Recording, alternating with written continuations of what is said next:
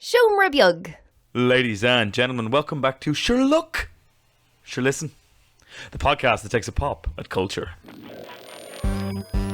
Sure Look, Sure Listen. Sure look, sure listen. Sure look, sure listen. Sure look, sure listen. Sure look, sure listen. Sure look, sure listen. Sure look, sure listen. Very good, Benjamin. I don't have anything witty or humorous to say today because it is a very average Sunday. Ben! It is. Isn't it? Isn't it the most average Sunday that's ever happened? Benjamin! That doesn't mean we don't have a lot to talk about, though, because we're going to take a look at Spoilergate, Ben. Marvel are trying to cram as many spoilers into the last week of promotional material for Doctor Strange as possible. Also, Yes. I've watched your recommendation from last week, Severance, which is a French thriller about technology. And, Benjamin, we've seen Moon Knight episode 5. They're finally Moon Knighting about, which we're gonna have a chat about. And we've both watched an Irish film, The Hole in the Ground. We've seen it and watched it, and we're going to talk about it. Yes, a brand new Irish film that is definitely new and shouldn't be looked into in terms of release dates. Very good. Very good. Sure, listen, Michael, if that wasn't enough, and it definitely isn't for a weekly pop culture podcast, we're going to be taking a look at, there was a bit of bad news this week, Michael. One of the great legends of the Bronze Age of comics, Neal Adams, passed away at the age of 80. He was 80, Ben. He had what we call a good innings. He had a good innings, Michael. Come here to me. So what we've decided to do is we're going to take a look at the Bronze Age and why it was important to comic books and how Neal Adams played an integral role, Michael, in that age. Right, you mean the Bronze Age of comic books, of course, not the Bronze Age, the actual age, the epoch of human development. No, Neal Adams was a time traveller and would frequently make small, subtle trips to the past to help with the epoch of human development. Very good, Benjamin. He was the one who first combined copper and tin to make bronze. Yes, to make a Benjamin, bronzy boy. Yes. We've no time for this nonsense talk because we've got to watch 6 months worth of Doctor Strange spoilers in the last couple of days before it comes out. What the fuck is going on, Michael? It's mad, Ben. It seems like there's a new spot every 5 minutes. Yeah, so I logged on to my YouTube yesterday, Michael, in a pre-podcast little focus just to see, what was out and about, and I saw, look, Wong versus Gargantus or some such. Benjamin. And Go on. Yeah, no, go on. And I clicked on it, and then it was just the whole fucking fight. It's the whole fight, Benjamin. We went from 3 weeks ago knowing next to nothing about this film to now, in the space of a couple of days, having already seen most of it. Madness. We don't need to go anymore, Michael. We can probably piece it together from the bits that we've been given. Benjamin, one of the interesting things that's happening is the spoilers, of course. I have seen this afternoon from one of our good friends on Discord, I won't say who, but some very serious spoilers. And every spoiler has turned out to be a spoiler. But then the moment it kind of does a little circulation on the spoiler sphere, Ben.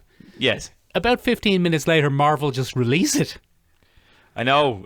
So either someone is aggressively releasing and making Marvel go, oh, fuck. Or it's a bizarre new marketing strategy. What I reckon, Ben, is that they've got the marketing intern over from Sony. And he's just come over with these Sony-esque ideas and gone, okay, guys, here's what we're going to do. Here's what we do over at Sony. We'll just release 3/4 of the film. And then everybody just wants to know what bits they're missing so they come and see the film. It's the future. It's called jigsaw marketing. It's Jigsaw. the future. Jigsaw marketing. Let's do it. Let's put it in Doctor Strange or whatever. I guarantee you that what we've just come up with is going to appear on a Gary V podcast spot at some point in the Benjamin, future. I have no idea who that is. Benjamin, apparently... some people will. Yeah, go on. The rumour mill says there are going to be 15 cameos in Doctor Strange. I tell you what, Michael, that's too many cameos. Too many cameos, Ben. It's like a man from the Victorian era who has dated too many women. Too many women being two. Yes. Yes, in the Victorian era, yes. In the Victorian era. Fucking scandalous, Benjamin. Scandalous. And Lord Featheringbottom, have you gone on a second date with an unmarried young lady? Lord Featheringbottom, I have found an etching of a woman's ankle in your carriage. Let me have a look at your cameo collection, Lord Featheringbottom. This is as inappropriate as Marvel's Doctor Strange at the Mountain of Madness, or whatever it's called. It's called the Mountain of Madness now. We've rebranded it, Michael. Come here. We're going to see it, I suppose. I suppose we'll have to, Ben, due to our contract. When's it out again? It's out on Friday, Ben. It's out on Friday this week. So that gives them 5 whole more days to completely spoil every scene. Well, Michael, I tell you, yes, the whole film will be out by Friday and we'll all go and enjoy it. Yeah, it's a very interesting thing. I can't believe they're giving away so much. One of the things that really bothered me about the Wong fight was the cut in the middle. They just do a quick fade to black and fade in again. And I was like, what is this? Yeah. Well, you said, what's wrong with this, Ben? What's wrong with this? Oh, very good, Michael. Mildly racist, but still good. I don't know if it is, Benjamin. I think it was more racist towards Jonathan Ross, who famously can't pronounce R's. Benjamin! Yeah. Look, we won't get too deep into spoilers because we'll let everybody decide how much of it they want to see themselves. I think it will be best enjoyed with minimal spoilers, but I can't help myself, Benjamin. I've got a compulsion. You do. You've an addiction, Michael. You've a need. You've a need for knowledge, a hunger in your soul. Very good. Is that a segue? Sounds like a good segue. It does sound like a good segue if I could remember what we're going to talk about, Michael. Michael, Benjamin. this week... Yeah. Go on. No, you go. You do your segue, and then I'll Speaking of hungers in the soul, Michael. Yeah. Don't use a hippo as a spirit guide, huh? Am I right? Very good. We're going straight into Moon Knight, are we? All right. What was I supposed to do? What was that a segue into? Oh, that's what I'm saying. There's no bloody logic, Ben. Fair enough. Speaking of no logic, Ben, I've seen Severance, the show that you bloody recommended. Okay, yeah. And I tell you what, Ben. Oh, one of the hits of the year. What a fucking great show. Great show, start to finish, Ben. What a concept. What acting. What a setting. Unbelievable. Everything about it is incredible, Ben. But, and this is a big but, Ben. Oh, get out of here with your butts. Big butt Ben, that's what we call it. Lord Featherington, put those butts away. Lord Featheringbottom, please stop feathering those butts. Benjamin. Yes. My biggest issue with it is I was watching this and thoroughly enjoying it, and I was thinking to myself, the work is mysterious and important. Yes. And I was thinking, this is very good, and it's full of mysteries, and the actual plot of it, borderline irrelevant, because the setting and the setup and the mysteries of the characters are so worthwhile. It doesn't matter that the plot is pretty threadbare. Yeah, there's a lot of mystery with nothing going on, Michael. Exactly, man. It is just mystery, but the mystery itself is enough to drive it, and enough to be... The mystery and the performances are enough to drive it, and enough to be very compelling. Michael, what performances? Oh, incredible stunning. Performances, Ben. I particularly like Adam Scott and the lady who plays Helly. What's her name? Britt Lower, Ben. Britt Lower, yeah. Britt Lower, who looks and acts as if Yvonne Strahovski and Cersei from Game of Thrones had some sort of office worker baby. Yeah, it's that. Yeah, that's exactly what's going. That's exactly what's going on. It's exactly what's going on, Ben. But incredible performances all around. Benjamin. You were saying that it compares to Black Mirror. It even has the Black Mirror sound in it. It does. It has the pitch, yeah, and the scratch and the yeah. It's very Black Mirror. Benjamin, will I get into my issue with it? Go on. You mine away at the issue there, but I would like to point out that I'm completely biased towards Michael, and Benjamin, will love it nonetheless. I loved every second of it. Yes, very good. I thought it was excellent, Benjamin. It had some of the best jokes I've ever seen on a TV show. The whole episode, Benjamin, where they discover the self-help book written by the idiot. It's genius. And it becomes almost like a gospel to them. Incredible, Benjamin.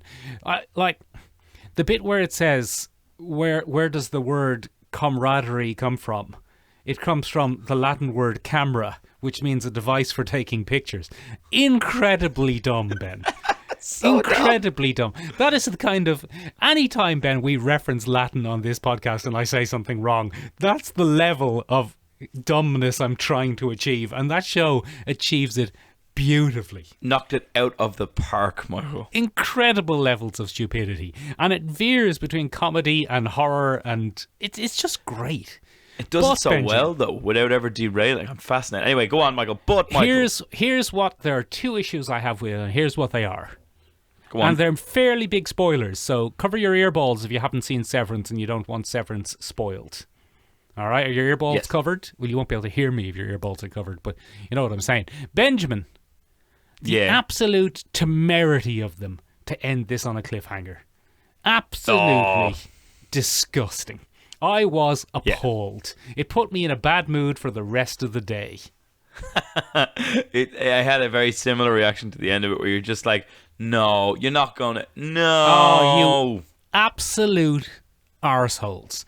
And if it just ended on a cliffhanger, I would kind of live with it, I feel. Because I don't mind an unanswered mystery. Yeah, that's fine. But it's not just ending on a cliffhanger, it's coming back for season 2. Yeah. And season there's no 2, need. no need whatsoever. That could have been one of the greatest achievements in televisual storytelling of all time. But no, they've gone and... Benjamin, so that leads me on to my second worry. And my second worry is Lost. Oh no, they don't know where it's going. We're on the road to nowhere. That is my absolute worry with this, because Benjamin, the last show that compelled me this much with its mysteries was the TV show Lost. And it turned out, Ben, that the mysteries in Lost were so compelling because there weren't answers, because nobody knew. Yes, that's why it was compelling. It's like, where are they going to go from here? We don't know. We don't know. Do you? Can you tell us, please? Write in with your best suggestions and we'll pick one from a hat. Yeah, and that just fills me with an absolute existential dread, an even bigger existential dread than the idea that I might be an innie. Can you imagine? What are you going to do? But like, I'm probably not even going to watch it. I'm so upset. I will, because it's so good, Ben. But oh god, it's so upsetting. I think one of the great threats of season 2, Michael, and one of the great threats set up by that final episode, and again, spoilers, so cover them earballs. All right, go on. One of the great threats set up by it is they've removed them from the horrific existential dread place that is the lower floor office.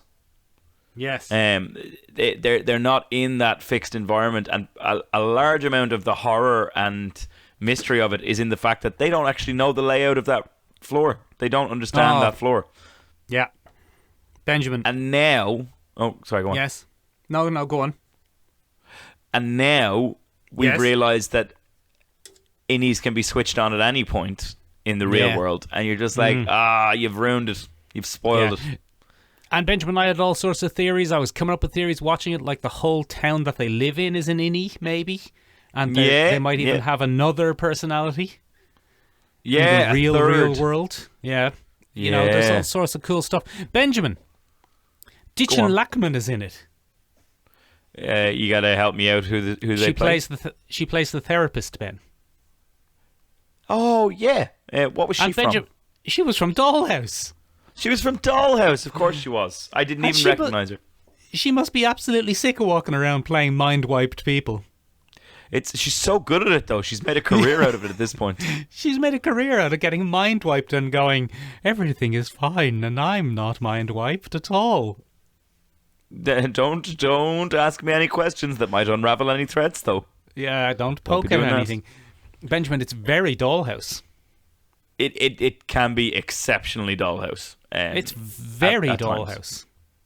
Very high-end Dollhouse, though. Oh, yeah. Much better than Dollhouse. I think Dollhouse is definitely one of the great inspirations for this, but I think the level of performance from these actors and the subtlety of camera work and stuff like that, one of my favourite effects this year has been the subtle fish lens transition in the elevator. Yes, Benjamin. That's about focal length, I think, not fisheye lens, is it? Okay, it's probably focal length. Yeah. Yes, it is. Benjamin. But anyway, not only is it your favourite effect, it's also the bloody director of photography's favourite effect. Yes. Yeah, no, I know. Because they don't certainly half use it. Yeah, no, it happens a lot, but I loved it. I just thought it was such a clever, quick way to make it happen, to make it very, very clear. Fantastic. Incredible. Every bit of it, amazing. But my God, if it turns out that the bloody that the quantum macro data requirement is to stop the island from exploding, or then maybe not. I swear to God, I'm gonna track down bloody. Who did it? Who did Lost, Ben? Was it J.J. Abrams? I'm gonna track him down and it could be him. Yeah, stab him with the blunt end of this paintbrush I have in my hand. You're gonna get Ben Stiller. You can give him a slap. I'm gonna give him a big slap like Will Smith. Benjamin. Yes. Speaking of people whose minds are severed, like Will Smith, how are we doing on Moon Knight season 1? I thought that last episode was pretty good. Nah, I can go fuck a duck. Oh, go on. All right, go on. Why do you think you can fuck a duck? Well, let's get into it, Michael. Let's do some brief, non-spoilery analysis of it. So we finally transitioned to a big old Egyptian scene in the sky. Yeah, that's what you wanted. We get not surprising to anyone was the fact that Tarawat was Psychopomp. And yes, there to you said guide. it, Ben. Yeah, I said it, but anybody who knows Egyptian mythology was like, yeah, okay, cool. Like you and Stephen Grant. Me and Stephen Grant, except I don't use it as a tool to flirt with my disembodied persona's wife. You bloody would. I wouldn't put it past you. Anyway. Yeah. Anyway. We got a little bit more of that. We get a big old backstory, Michael. It's a framing device. The entire episode is a dissociative identity disorder anthology, and we get to kind of hop, skip, and jump through. I take serious issue with the major twist of this. Go on. Well, we'll get into it in a second. There's a big old twist at the end for Stephen Grant. Go on. And the rest of it is us figuring out more about Mark Spector, learning a little bit more. There's one very interesting moment that a few people have missed, but another few people have caught, and I'll be interested to get into it. Overall, Michael, I thought it was a stronger episode than the previous two put together. Yes. But I don't know if it grabbed me. I don't know if Moon Knight has lost me completely. Very interesting, Ben. I thoroughly enjoyed it, Ben. It had the classic. It had the classic Benjamin. This is becoming such a classic thing. We can probably do an episode on it. But it was the classic House of Memories episode. Yeah, the Memory Palace. Yeah, where people are walking through a bloody house, and the house is a metaphor for their memories. That's and then there's always a room that you don't go into. There's a room you don't go into because it's where the pedos are, or whatever. Or what? That's definitely going to get us cancelled. Anyway, we don't have a room full of pedos, Ben. No, we don't. We have a room full of action figures. Yes, yeah. No pedos though. Benjamin. Yes. I tell you what though. I thoroughly enjoyed it. I was watching it with my good lady friend Benjamin, and she said, Dr. Harrow, I tell you what, this guy, he's a real wreck the head. He is. He's a bit of a melt. He's a bit of an owl melt, a bit of an owl wreck the head. As the girls in the city centre would say. Yeah, it's brilliant. He's played Snake. I'm bringing that back, Benjamin. Benjamin. Yeah. I loved Stephen's interaction with Dr. Harrow, where he says, I see you got a silly little mustache. Yeah, he just mocks the man openly. He's like, oh, it's a silly little man. You got a haircut? Yeah, silly little mustache. Bit of a Ned Flanders look. Very good. Yeah, very Ned Flanders. Yeah, that was good. That was enjoyable, Michael. That was very enjoyable. There were, don't get me wrong, in terms of performances, I was much happier focusing almost entirely on one Oscar Isaac for this episode. Yes. It was very enjoyable from that point of view. It was a real two-hander, Ben, but both of the hands were Oscar Isaac. Yes, carried very well by him and bloody animatronic hippo. And Benjamin, I tell you what, I don't think it's animatronic, but no, I tell you what, yeah. I tell you what, the special effects guys are having a great time showing off what they can do, because there are some of the scenes where Oscar Isaac and Oscar Isaac are walking across in front of each other, and one of them walks in front of the other one and then turns around and walks behind the other one, and the only reason to do that is to show off for your nerd special effects friends. Oh, this is the entire special effects department going, bet you can't do this. It's like, bet you can't do this, corridor crew. What do you think of this, you fucking assholes? They're just hoping. I wonder, Michael, how much of the special effects industry is now upping their game so they can be featured on an episode of the insanely popular Corridor Crew series. So popular, Ben. So popular. Good on them. Good on them. They're doing very well for themselves. But come here, let's do full spoilers from here on out, Michael. Alrighty then, go on. So there's some Spectre spoilers from here on out, ladies and gentlemen. If you don't like it, go down to the time code down below and skip. You can skip anything. Yeah, Michael. There's so many tried and tested character trauma motivation tropes here Yes, go on. There's a mental mother, so there's a little bit of an abuse narrative. Yeah. There's what do you call fridging a brother, Michael? They call it the peacemaker approach. The peacemaker approach. Holy shit, I didn't even think of that, Michael. What is it with brother trauma lately? Everyone's killing their brothers, Ben. It's because everybody got told off for killing mothers and girlfriends. They're like, oh shit, nobody gives a fuck about brothers. We can't kill brothers or girlfriends anymore. Who are we going to kill? As soon as I saw his brother, I went, oh no. Yeah. Oh no. The last thing you want to have is a little brother. Yeah, it's just not good for mercenary schizophrenics, or not schizophrenics, mercenary dissensitive identity disorder folk. But come here, Michael. Drowning your brother is one of the cardinal sins here for this particular one. So that kind of put me off. I was like, why does he have a brother? There's no need for this. You could just have mental illness as the theme. I see what you're saying. If you wanted, you could just have a bad mother. But no, it has to be a bad mother because of something terrible that Mark Spector did. Now, there's no harm in having a character with a bit of a bloody big dark secret. Yeah. But I just don't know if it was needed for this show. I get you. I see what you're saying. It could have just been she was mad. It could have just been she was mad because Mark Spector struggles with mental health and it's a whole thing, and Well, Benjamin, clearly the writers of this are believers in nurture versus nature. They clearly are, Michael, but it was a very interesting episode from that point of view. I thought it was well acted by the young Mark Spector, actually. I thought he did a very good job. Go on. When he did the identity switch to Stephen Grant. So I thought that was a very interesting take where he kind of switches from a very scared young man being like, that's not my mother, that's not my mother, that's not my mother, to, I'm Stephen Grant and I've tidy up the room. I must tidy up my room because I'm a little English fellow in New York for some reason. Benjamin. Yes. It had the first reference to our favourite character, your favourite character and mine, the Bushman. Yes, Bushman gets a little mention. My old CI, it's not CI, CO? CO, commanding officer, that's it, thank you. My old CO, Bushman. Benjamin. He says it very casually. It's Bushman. It's not Bushman. It's not Bushman, it's Bushman. Benjamin. Yeah. What do you think of the internet theory? Go on. That the reason we haven't seen the third character yet, Jake Loxley, is because they're going to diverge from that, and the third character isn't going to be Jake Loxley. The third character is going to be Bushman. We saw Jake Loxley in this episode. Did we? Yeah. Go on. We did. You know the scene where he wakes up and he has the plaster across his nose and he's very bloodied? Yeah. Watch it again and he changes his voice completely from the other two characters.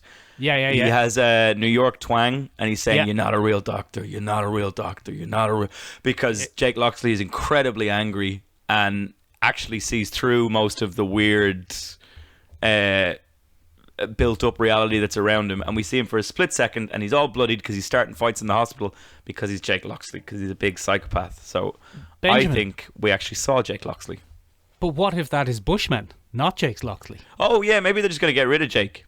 Who knows? And Benjamin, what if he is the one who killed everyone and then the trauma of killing everyone made him split again? Oh, that'd be good, wouldn't it? Wouldn't it? Wouldn't that be interesting? That would be interesting. I'd watch that, Michael. You'd have to. Weekly Pop Culture Podcast. Very hard to bring your character back from that, though. Well, he's mentally damaged. Yeah, it's not a great depiction, though, is it? Of what? Of mental health disorders. It's like, you are a big bad thing. One part of yourself. Are you saying that we should only depict mental health disorders on television as good things? No, they're never a good thing, Michael. Oh, why not? Here we fucking go. Oh, you've stepped into a can of worms now, Colopy. Dig yourself out of this one. I'm just going to quickly wrestle some mercenaries who've been brought back as sand creatures and stay on the boat. I refuse. Back on topic. I refuse. What was the big twist you didn't like, Ben? It was the brother. It wasn't even the brother. It was that Stephen Grant isn't real, which is of no shock to anyone who knows the character at all. I was like, "What? This is very unearned. This shock, this outrage." Benjamin, but it's possible though that most people, including even most superhero fans, probably don't know as much about Moon Knight as we do. That's probably true. I have Moon Knight bias due to it The being the depth of foundation. knowledge we have about Moon Knight, Ben, might be making us not appreciate some of the twists and turns of this as much as others. I think that's probably definitely true in my case. I think a lot of me is just like, I've read this comic. I know what happens. I know the hospital isn't real. I know it's Chickalockasley. I know who these people are. Yeah. There's a third personality we haven't met, a grim and gritty one. Where is he? Show us him. Show us him. Anyway, I think he was in the sarcophagus, and I think he was also in the... I don't mind the Bushman theory, though. That would be very interesting. Yeah. Introduce. I'd watch Jake that. Bushman Loxley. I have to say, I found whoever voiced Tarawat to be very irritating. I did not enjoy their performance. Why is that now? I don't know. There was something very grating about like the weird bumbling, oh, you lads and your silliness. Well, and I was just like, I've had enough of strange British accents. Thank you. The only strange British accent I want to hear is Stephen Grant's strange British accent. Stephen Grant's strange British accent. But other than that, Michael, I think it propelled the show finally in a direction that I'd be interested to watch. I am glad. This is going to get me in loads of trouble, but I didn't mind the lack of Layla. No, that was fine with that. I was fine with that. I was completely fine with that. I was like, okay, yeah, cool. I would love to know what happens to Stephen, sort of. Again, I didn't feel the tragedy that other people seem to have felt at Stephen falling over the boat. He'll probably be fine. He'll probably be fine. He'll probably be back. He'll probably be grand. It's okay. Stephen Grant. So, yeah, I don't know how they're going to wrap this up in an episode, though. Tell you that much. Neither do I, Benjamin. Maybe they're not. Maybe they're going to disappoint us. No spoilers or anything. But maybe they're going to disappoint us with a bloody cliffhanger ending. A Severance cliffhanger ending, you reckon? Yeah. No, yeah. Well, I was trying to avoid spoilers from that, Ben, because we said that in the spoiler section of the last one. That's why I said. Oh, shit. But look, not everyone cares about other people's feelings as much as we do. Benjamin. Including myself, yes. Yeah. We have both... It's been a very busy month for popular culture, Benjamin. There have been a lot of big releases in the cinema, which we haven't seen. We haven't seen Sonic 2. We haven't seen the unbearable weight of massive talent. We haven't seen Roger Eggers' The Norseman, which is apparently excellent. Yes, which we probably should have seen for this pop culture podcast. A pop culture podcast weekly, Benjamin. But what we have seen, Ben, is a 2018 Irish film called The Hole in the Ground. Michael, I like to refer to it as the Durex ad, the very, very long Durex ad. Only 90 minutes, Ben. The 90-minute Durex ad, then, because, Michael, after seeing this film, I have never wanted to get a vasectomy more in my life. Oh, very good, Benjamin. The old snip-a-dip. The old snip-a-dip. I was just like, sign me up. I don't want this. This is awful. What if fairies Benjamin, went and stole my baby? They cauterize you with a heated wire. Yeah. How do they reattach it, Michael? I feel like you'd know. They don't reattach it, Ben. You can get them reversed, though, can't you? Nah. Oh, they're not? They're not reversed? Well, I mean, I think this might be an off-air conversation we could have if this is something you're really considering. Well, we'll talk about it off air. If you or anyone you know, guys, knows anything about vasectomies, hop up on that Discord, baby. Yeah, we'll start a special channel and talk about it up there on the Discord. So, The Hole in the Ground, Michael, is a 2018 film set in Ireland, out in Bray, up in Wicklow. Out in Bray, Ben. Out Bray way. Up Roundwood. Killikee. Up Roundwood Way, Michael, and it's about a woman and her son. They seem to be running from something, Michael. Yes. Yeah, perhaps some sort of abusive relationship, maybe. It's some sort of a bad relationship, as it were. Yeah. And they retreat to this kind of little cabin in the woods, Michael. Yeah. And no good can come of it. Never does. Cabins in the woods, no bueno. Don't do them. No, especially in horror films, Ben. If you know you're in a horror film, don't go to the cabin in the woods or don't the city. Go there. Yeah. So, one of the days, the young fella, as young fellas are ought to do, heads on out into the woods to have a little look-see. Uh-oh. And he comes across a big old hole in the ground, Michael. Oh, that sounds normal. Yeah. And the mother's very afraid, and she goes and she finds her son, but she gets her son, and it's all okay. But Michael, there's something wrong with the son. Or with her, Ben. Or with her. Is there maybe something wrong with her? Maybe she's just imagining things. Maybe she has some sort of depression or some sort of anxiety disorder. It does seem like she has some kind of motherhood-related depression or I can't say postpartum because she's very postpartum then. She's very postpartum, but she does seem to be struggling with her relationship with her own child and the stress of motherhood. Benjamin, it stars one of our gang, Benjamin, one Shauna Kerslake from Tala. Yeah, one of the lads. One of the gang, Ben. So that means we are legally obliged to support this film. Yeah, and support it I do, Michael. I think this is a stunning example of Irish cinema. Easily, Ben. Easily the best Irish horror film I've ever seen. The best Irish horror film I've ever seen, Michael. From the opening shot, you know that weird forest shot that keeps inverting, and it's like an upside down forest. Very unnerving. Right away, Michael. It gave me very The Descent vibes, Ben. Have you seen The Descent? Which is hard to say. It is very hard to say, Michael. I have seen The Descent, and it's very unnerving. It's very unnerving, Ben, and it has similar vibes to this, including one gross and horrible underground scene. Yeah, so... Oh man, that scene, that was harrowing for me. I really struggled with that Benjamin, scene. I do not like caves. I do not like underground. I saw the name of this, The Hole in the Ground, and the first thing I thought to myself before even watching it was, Shauna Kerslake, get yourself back to Tala. Don't go into that hole in the ground. For fuck's sake. Tala. Get back to Tala. Do you know what we do with holes in the ground in Tala? We fill them in with cement. Get back. Yeah. After a while. You have to contact the county council. After several requests to the county council. Yeah. But I think the entire premise of this film is amazing. I think the uncertainty around what is wrong with the young man is very, very good. And we can't figure out if there is something wrong or if Shauna Kerslake is just having a tough time. Well, that's the actress's name. The character is... I think she's having a grand time. She's having a what? She's having a grand time. The character is having a bit of a tough time, but the actress is having a grand time. Benjamin, look, we can only tiptoe around spoilers so much because one of the things that makes this particularly interesting is a spoiler.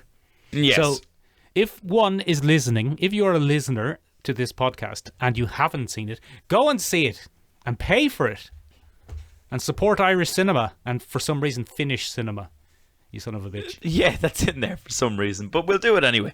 So the major spoiler here, Michael, revolves around one of the most, I suppose, eerie and creepy parts of Irish folklore, which is changelings and the changeling babies. What are they doing? What do they want? So in Irish mythology and Irish folklore, the fair folk, Michael, they can't have children.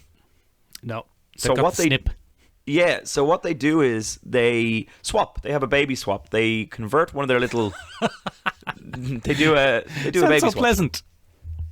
And it's not a temporary baby swap. It's an permanent one. So what happens is they come in. They have a fairy that looks like a human baby, and they swap it out, and they take the little human baby off to fairyland to live out its life there.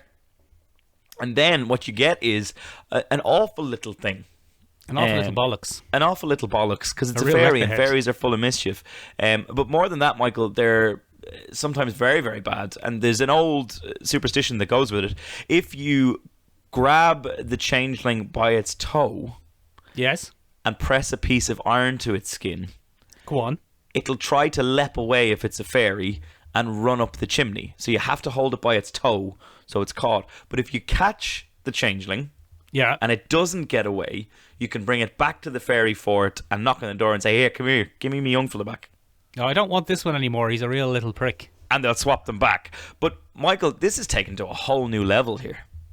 A gross and horrible level, then. Gross and horrible level. It does, in fairness, play with the actual explanations for this myth and references them quite heavily. So one of the really unpleasant things about this myth, Michael, is that it did have real-world applications at one point where mothers would believe that their children were replaced by changelings. Postpartum depression, probably, Ben. Postpartum depression, absolutely. Or, Michael, dealing with autistic children. Oh, go on. So one of there are two very interesting theories around where this might come from. And remember, when this kind of folklore was prevalent, this is the 1800s. This is the 1900s. Before we understood anything like postpartum depression or autism. Go on. Or before we had a full name for it. So very often, if you had a child that was different or didn't socialize well or, you know, maybe just didn't function well as part of whatever setting they were in, you would think something was wrong with your child, and you might not necessarily understand that, oh, my child's just a bit different, because they might have been autistic or undiagnosed autistic or something like this. And you might have begun to create a narrative in your head as to why your child was strange. Oh, you got replaced by a little fairy boy. Yeah, so that's one of the theories on the origin. And the other, of course, is, as you mentioned, postpartum depression.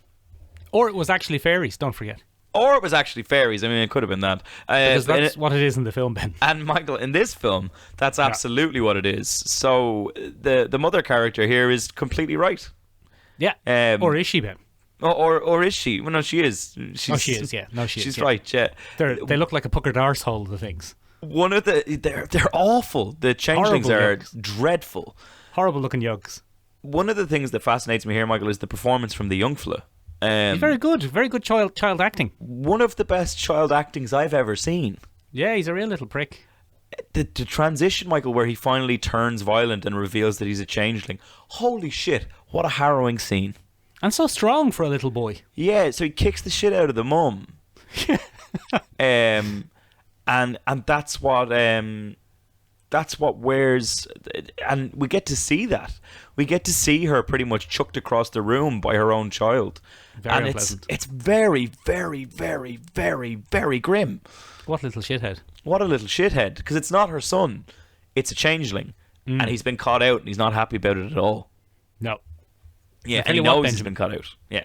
One of the most harrowing, not harrowing, but one of the, probably the best visual image in it I like is when she's down in the tunnel. And I hate people in tunnels, Ben. I have no time for them. I don't want to be in them.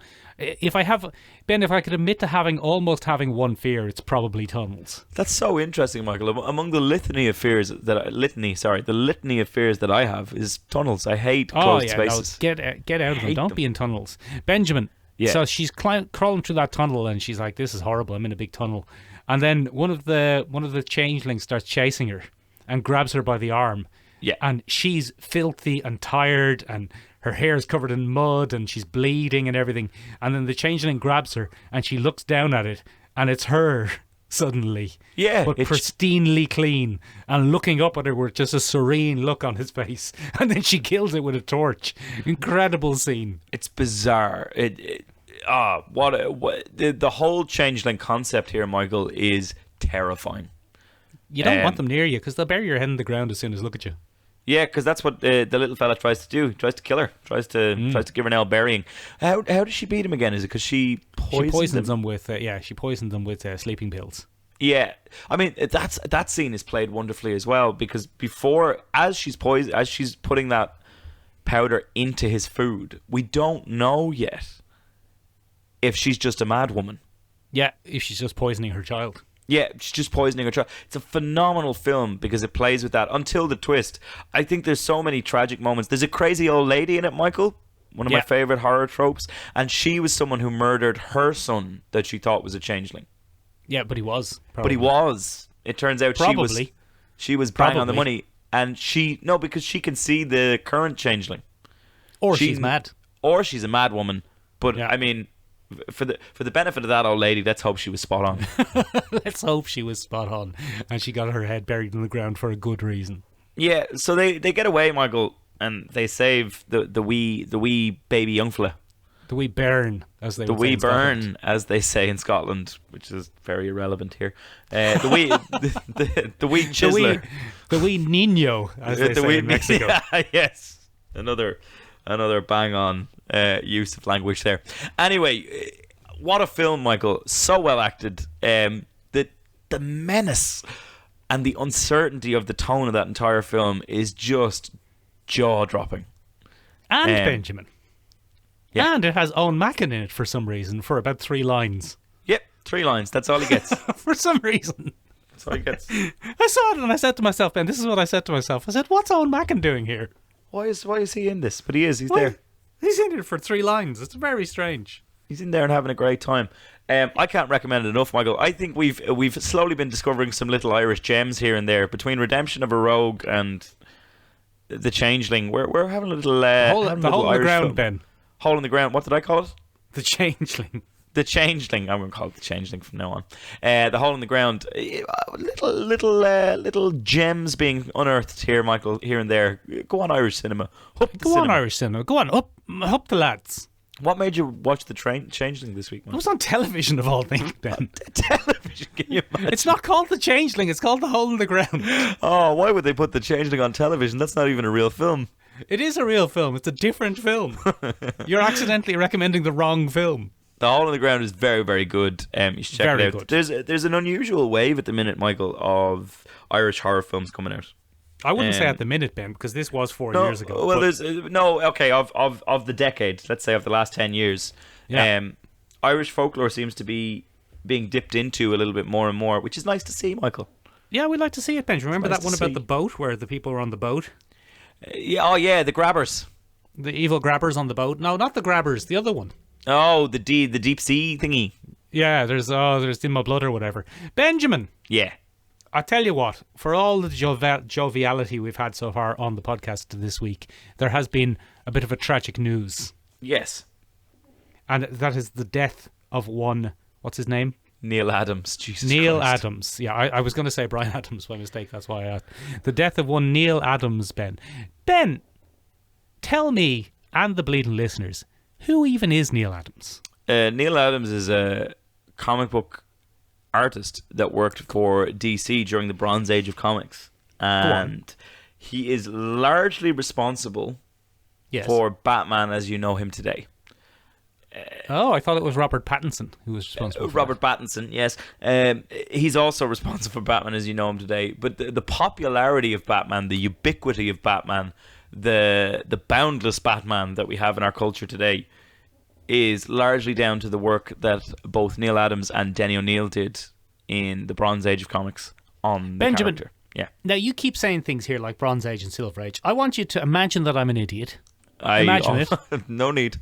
Go on. All right, good. And now explain to me exactly what the hell you mean about this Bronze Age and Silver Age nonsense. So when we look at comic books, Michael, there are three ages that we refer to before the modern age, which is where we are now.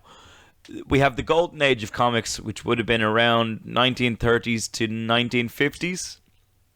Go on. That's where we got a lot of our kind of archetype characters, our Captain Americas. You know, these were superheroes for the purposes of patriotism and propaganda. They were, I wouldn't say fleshed out characters, Michael. They're far more, do-gooders, as we would refer to them these days. They're just a goody two-shoes, and that was fine back then. Very often used to sell war bonds, Michael. Benjamin, ironically enough, called the Golden Age, but they were some real shit comics. There were some real shit comics. It's called the Golden Age because it's the first kind of vanguard of superheroes as we understand them. So the modern god concept, the superheroics, the capes, the tights, the separate identity, the personas, all of this is a Golden Age kind of thing. It's a new type of pulp hero, and they were superheroes. Men with their underpants on outside and a logo on their chest. As you do. Then, Michael, came the Silver Age of comics, which was post-1950s. Post-World War One. No, sorry. Post-World War Two. Every podcast is someone's first podcast, Ben. Don't to the 1970s. Post-World War II to the 1970s. And that is an age defined by censorship, more or less. That was the introduction of the Comics Code Authority. So the 1930s to 1945 were a relatively easy age for a comic book writer. Generally, you would create your hero and they would go up against a real world villain. So a Nazi, Hitler, mafia, crime bosses. Goebbels. Yes, Goebbels, the classic, give Goebbels an old smack in the Goebbels, so to speak. Yeah, very good, yeah. And that was the classic kind of thing. And then, post-1945, that was no longer really acceptable, Michael. That had waned. And the communists. The huge wave, that was there, but it wasn't there in the same way because it wasn't popular anymore to use real-life people as villains. And what that left was we had a rake, Michael, of superheroes with no great villains. Oh. And that was a very interesting thing. A lot of the villains that we know today are Silver Age inventions. And there's a number of reasons for that, Michael. So, number one, a book is released in the 1950s, and it's called Seduction of the Innocent. I've heard of it. And that by book, Melissa Michael, McCarthy. Say again? By Melissa McCarthy. By Melissa McCarthy. Yeah, sure. If you say so. I don't get that joke, damn it. Oh, neither do I. That's why it's funny. Oh, okay. It's just nonsense. So, Seduction of the Innocent is released by a guy called Friedrich Wertham. Oh, I thought it was Melissa McCarthy. It wasn't Melissa McCarthy. She released the rewrite, I think. Okay. Anyway, Friedrich Wertham was a man who was really a bit of a sensationalist and a dope, and he began to tie comic books to everything wrong in society. Satanism. He argued that, among many, comic books would lead to Satanism. Teen pregnancy. Comic books were un-American. Comic books were blueprints for crime. Oh. And a perversion towards sexuality for young people. That is true. So, in a post-World War II society, there was a bit of a moral panic. Go on. And it coincided very, very quickly with the Red Panic, Michael, or McCarthyism. And Melissa McCarthy, that's what I said. That's what you said. So McCarthyism was the great commie scare where Senator, I think it's Edward McCarthy, I could be wrong there, but I think it's Edward McCarthy. He led the witch hunts against communists, socialists, anything that was deemed un-American or possibly aligned to Russia. Coinciding this was Seduction of the Innocent, which went on to kind of really put comic books in a bind. And that, combined with the fact that the storytelling had declined massively, led to a huge drop in the comic books industry.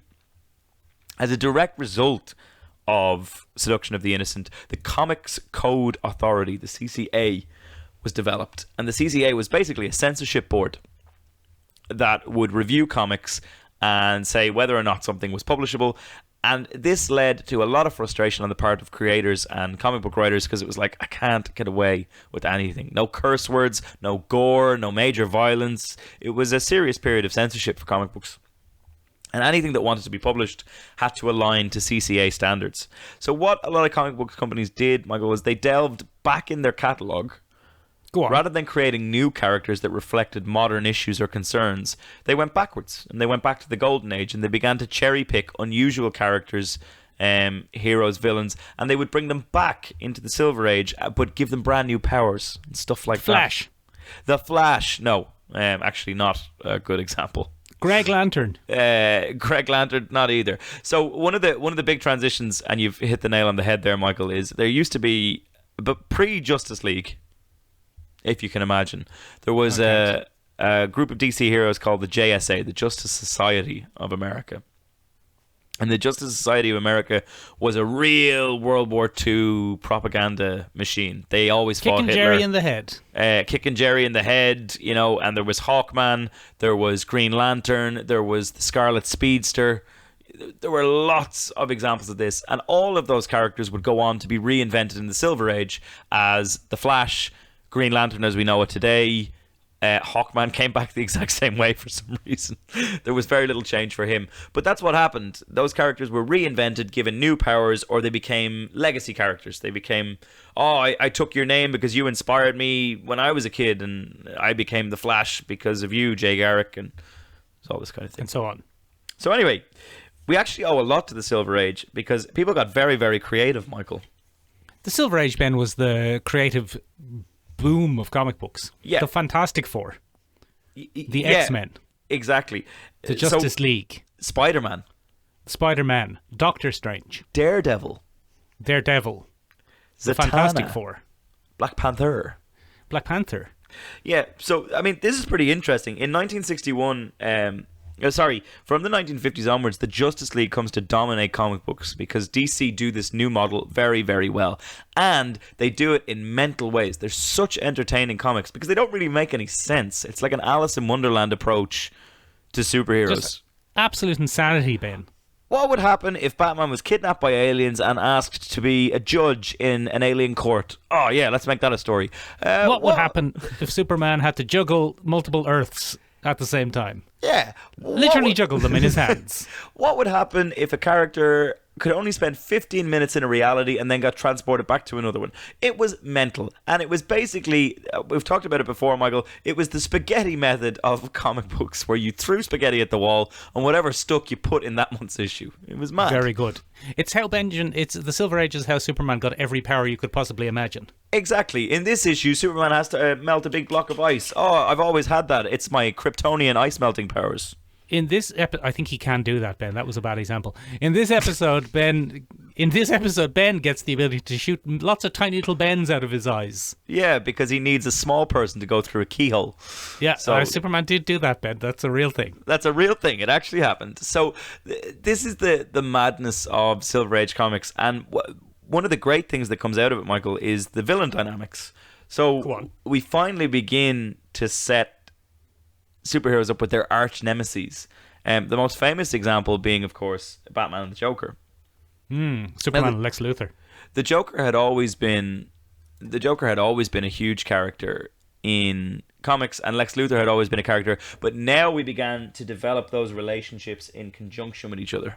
So what happened was that, those characters informed each other, and you had foils, and, Lex Luthor hated Superman because Superman pointed out everything in him that he wasn't. So Lex Luthor wasn't superpowered, and Lex Luthor felt that very heavily. Whereas Batman became a kind of pinnacle of order, and the Joker became chaos.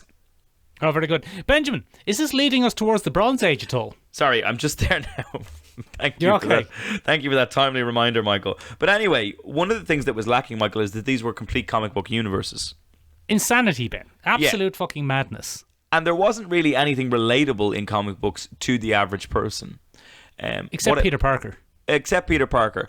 But what it lacked, Michael, was any kind of social realism. And then all of a sudden comes the 1970s, and social realism becomes the toast of the hour, Michael. An obsession of sorts. Social realism and artistic realism. Yeah, and artistic realism. So the two things go hand in hand, Michael. One of the big things that changes is that writers and comic book creators are sick of the Comics Code Authority.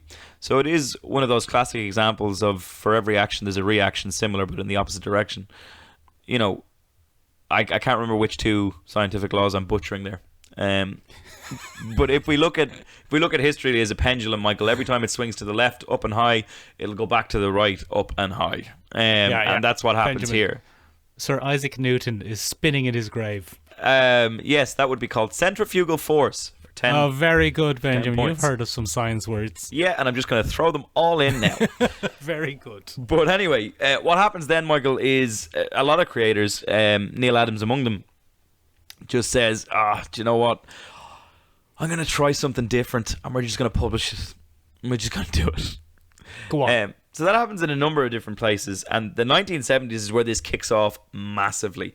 The 1970s, the Silver Age comics had defined kind of property theft by Marvel and DC. So if Marvel created Vision, then DC would create Red Tornado. Or if Marvel created Scarlet Witch, DC would create Zatanna. And it was that thing of borrowing from each other in a very heavy-handed way. But that continued into the 1970s, but this time with plot lines. So if DC wrote a grim and gritty story arc about drug abuse in the inner city, Marvel would go and write a grim and gritty story arc about drug abuse in the city. But one of the watershed moments for this, Michael, is the Green Lantern, Green Arrow run by Neal Adams and Denny O'Neil, which among the many themes that it covered were racism, gender, sexuality, like you name it. You name a topical issue on Twitter or TikTok today, and it was in that comic way back in the 1970s. Fucking highly doubt that, Ben. Okay. But I'm pretty sure there wasn't a bloody issue of Greg Lantern and John Arrow about someone's wrong pronouns being used or transgender rights. All right, that's fair. They weren't there. But in general, a lot of the social issues that are still relevant today were introduced into this comic. And it was Neal Adams, very realistic writing that kind of drove those points home Neal Adams' very realistic drawings that really drove home Denny O'Neil's hyper-realistic kind of social situations and stuff like that. Bloody Speedy's taking drugs, Ben. Speedy's taking drugs, so that's a really big moment, and that's paralleled in 1971. Sorry, 1971 sees Speedy taking some drugs. Go on. Okay, and that is in I can't remember. It completely reshapes that. So we get the famous in issues 85 to 86. We get Snowbirds Don't Lie. It's the name of the story. And Snowbirds Don't Lie is the infamous storyline now about Speedy, the Silver Age sidekick for Green Arrow, being drug addicted because Oliver Queen neglected him. He felt terrible, so he went off and did some drugs. Did he do the Sweet Sweet Brown, Ben, or did he do some made up science fiction drug? He did the Sweet Sweet Brown, Michael. Was it the Sweet Sweet Brown? He was just on the heroin. Sweet Brown. Yeah, and then paralleled in that in 1971 comes the Green Goblin Returns arc from Spider-Man, where Harry Osborn is pill addicted.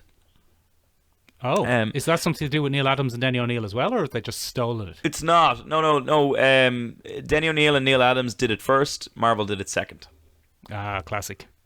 So it's this back and forth of kind of borrowing ideas, but these things are so popular. These arcs are so popular that DC begins to experiment with using the Comics Code Authority less, and it becomes less of an industry standard and more of a thing that some people do and other people don't. And that was made possible through a couple of strange legal changes at that time and the death of McCarthyism and the 1970s generally being a more liberal time, so to speak. Benjamin. Yeah. One of the key novelties, but also one of the things that Denny O'Neil and Neal Adams, that's a hard combination because they both have Neil in it. Yep. Denny O'Neil Adams, Ben. One of the biggest things that they're going to be remembered for. And is Denny O'Neil still alive? Nope. They've both passed. Is the infamous, Ben, Superman versus Muhammad Ali. Yeah. And I tell you what, Ben, I've read it, and I tell you what, it's great. Go on, tell me more. It's fantastic, Ben. So aliens, Ben. Aliens come down to Earth. And they're like, we're going to blow up Earth because you're bad blokes. And Fair. Superman is like, I bet you won't because I'm Superman. And they go, well, Superman, we've got a load of contrived reasons that are going to take 5 to 10 pages to explain why you can't stop us. Handy. So he goes, all right, fair enough. Through this various set of contrivances, I can't stop you. What do you want? And they say, well, you have to defeat... The champion of Earth has to defeat the champion of our planet in a boxing match.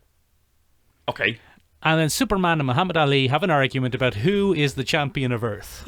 Should it be alien Superman Kal-El from Krypton, or should it be human champion of boxing, Muhammad Ali? It should be Muhammad Ali.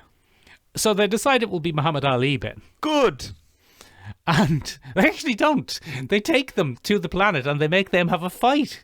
Superman and Muhammad Ali have a boxing match to determine, Ben, who will be Earth's champion and then fight the alien champion. That doesn't make any sense. It doesn't make any sense whatsoever, Ben, but I told you there were a series of contrivances.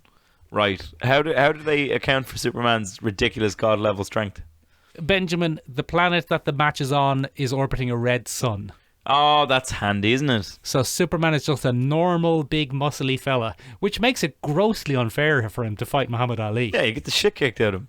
He'll get the absolute shit knocked out of him, Ben, and as he does, and rightly so. Yeah, well, that makes just sense. A normal fella. He's a normal fella who's had a couple of weeks of boxing lessons. That's no good. No, you'd really get the shit knocked out of you by Muhammad Ali. Yes. One of my favourite moments in it, Ben, is Superman is fighting Muhammad Ali in a boxing match, and Muhammad Ali is dressed as a boxer, as the boxer Muhammad Ali. I see. But Superman is in his full Superman costume. Silly. And Jimmy Olsen, who's commentating, says, now you may be wondering why Superman has agreed to fight in his Superman costume. And it says, it is because... to the vast majority of aliens, it's almost impossible to tell humans apart other than a slight change of hue. Oh. Very good. No, Benjamin, I think you're taking that as not progressive, but it's quite progressive. It was progressive. Oh, okay. It was progressive in the 70s. I took it wrong. No, yeah. I thought they ignored the fact that Muhammad Ali was black. It was just like... No, that's what they're saying. They're saying the fact that his skin is a slightly darker thing. Other than that, all humans look identical to them. Yes. So they need something more than a slightly darker skin tone to tell. Exactly, Ben. So that's why Superman is wearing his full costume. When you think about it, Michael, that's a very good point, because everybody's purple and green and orange and blue and everything. But Ben, some of them have got multiple arms and they've got limbs and they've got things coming out of there, and they're like, those two humans look very similar, and someone will say they're slightly different colours, and then the other aliens will go, what's colours? Yeah, what do you mean? What do you mean colours? What's colours? Their skins are different colours, and they go, what's skin? Yeah, because that's what aliens do. Because the aliens, they're weird. They're like, like a soft version of my exoskeleton. Because they're gross, horrible Speaking aliens. of gross body horror, Michael, that's another huge aspect of the Bronze Age. But anyway, go on. No, go on. Do you want to go on? Anyway, look, Ben, they have a boxing match. Muhammad Ali wins. Yeah. And then Muhammad Ali boxes with the international champion. And I'll tell you what, he wins that one as well. Of course he does. Yeah. And in the meanwhile, Superman beats up the spaceships. It's great, Ben. It's one of the greatest comic books ever. It's one of the greatest comic books ever made, Benjamin. And it benefits from the realistic line work of Neal Adams, because it almost works as a boxing tutorial as well. Does it? And one of the trickiest things about licensing in comics, Ben, is obviously likenesses. Yeah. But Muhammad Ali looks like Muhammad Ali in every single panel. Well, that's good. Very good, Benjamin. And there's a whole big people in attendance at the match, and it's full of celebrities and superheroes from the 70s. Gas. Fantastic, Ben. Tell us about body horror. Go on. No, it just this is the introduction of. We had to avoid all that under the Comics Code Authority, Michael, because there was gore. But the Bronze Age saw the return of it in full flow. The 70s was kind of the golden age. The Bronze Age was the golden age of horror in comics. That's a very confusing statement, Ben. Yes, I know, but I stand by it. And the supernatural became a go-to for kind of power sets and stuff like that. The most famous example from DC being Swamp Thing. Oh, giant-sized man thing. Who was introduced in 71. And then for Marvel, it was Ghost Rider. And we began to, he's from hell. Oh, we can say that now. We're just gonna go ahead and say it. But it was the rise of the anti-hero as well, Michael, because during the Bronze Age, we get the Punisher. Oh. Who would go on to inform tons and tons of that. And it's the first ever mention of Arkham Asylum in the Batman comics. Get out of here. Is in the 70s, yeah. So this and whole... Is that a Denny O'Neil joint, Ben? It's a Denny O'Neil joint, Michael. Denny O'Neil and Neal Adams joint. But that's the first mention. Before that, he was always just in prison. In Blackgate. Benjamin, is it true that a lot of these changes came about in a reaction to the Batman TV series and its joviality and its hijinks? Yeah, so I think the Batman TV series is very much a product of the 60s. And... Because it was made in the 60s. And it was made for the kids. And I think as those kids grow up, obviously that type of superhero is no longer appealing. And Batman had largely become a mockery of himself. Go on. Through that series. Because he's just a good guy, and he always has the solution in his utility belt. It's a very Silver Age invention when you think about it. But the Denny O'Neil and Neal Adams comics really set about trying to ground that character again. And the dark, brooding Batman that we know today is very much a Denny O'Neil, Neal Adams gig. And it was in direct response to the jovial, happy, fun time Adam West Batman. So there you go. Stick that in your pipe and smoke it. So Neal Adams has had a tremendous effect on the landscape of comic books. He created a huge amount of the big moments in comic books. You would have seen a lot of his stuff in covers, those classic covers where it was like The Flash is wanted for murder, or Jimmy Olsen kills Superman. Those big gotcha comic book covers. They were all Neal Adams. He also created Ra's al Ghul, Ben. He did, who became one of the key figures in the DC universe, not only in in the Batman universe. The Brave and the Bold was another gig that he did with Denny O'Neil quite a bit. And the Brave and the Bold were kind of classic superhero stories where Batman would team up with other superheroes in the DC universe, and they were huge. Blue Beetle, Green Arrow, The Booster Question, Gold, Vic Reeves, The Question, yes. Bob Mortimer. Yep, it was all the thing. It's mad that Vic Reeves isn't actually a real person. No, he is though. Have you ever watched it? Have you watched, actually, Michael, here's something apropos of nothing. All right. That's an awful lot of fun. Do you know what I watched? Go on. Paul and Bob Gone Fishing. It's very good. Paul Whitehouse and Bob Mortimer, and they go on little fishing trips together. It's fucking great. And fall off their chairs and stuff. It's absolutely incredible. It's incredible. It's great peak stuff. Television. Let's wrap it up there, Benji. Yeah, on that note, ladies and gentlemen, would you like to hear a whole episode on Paul and Bob Gone Fishing? Let us know. Should we try? My microphone just fell over. Very, very professional. Should we do an entire episode, ladies and gentlemen, on real television for real people? Let us know. Gross. Yeah, it's too late. We're transitioning into a Gogglebox style podcast where we talk about that stuff from now on. Anyway, ladies and gentlemen, there are a couple of ways that you can get in touch with us. You can find us on the interwebs at www.seomrabeag.com, SEOMRABEAG.com. It means tiny room in Irish. It does indeed. You can find us on Instagram at Sure Listen Podcast. Always updated with the freshest, hottest Doctor Strange spoilers. That was done to give me a little stabby, but that's okay. I'll move on. And then finally, ladies and gentlemen, the best way to get in touch with us and to see spoilers about Doctor Strange before you even knew they were out is to get up on that Discord, baby. Hop up on it. Yeah, get up on it and let us know. We're always looking for more episodes. We appreciate the ones that have been sent in to us so far. We'd love some episode ideas, so give us some of them as well. Oh, I love an episode idea, Ben. Yeah, it's great. All right, ladies and gentlemen, that's it from us. Bye-bye. Bye-bye. See you next week. Oh, Collecting Issues. Collecting Issues is on Wednesday. This very, very Wednesday, where we'll be taking a look at new Next Wave. Next Wave, Agents of Hate. Agents of Hate. Yeah, we're going to be taking a look at that. It's going to be good. Bye-bye. Bye-bye, everybody. Watch out.